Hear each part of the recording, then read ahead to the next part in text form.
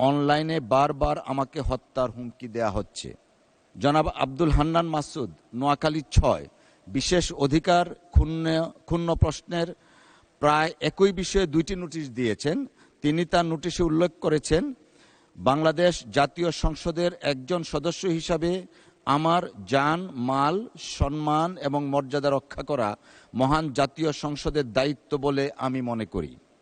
এটি আমার বিশেষ অধিকার ও বটে। বিগত 25শে ফেব্রুয়ারি 2026 ইংরেজি তারিখে নির্বাচন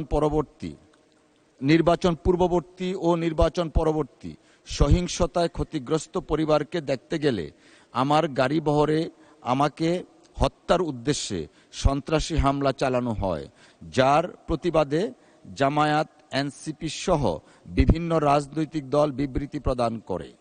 এছাড়াও 29শে মার্চ 2026 তারিখে মহান সংসদে বক্তব্যের প্রেক্ষিতে আমার বিরুদ্ধে অত্যন্ত অশালীন, মানহানিকর, নিন্দনীয়, গর্হিত স্লোগান ও বক্তব্য দেয়া হয়, যা আমার বাক স্বাধীনতা হরণের শামিল বলে আমি মনে করি।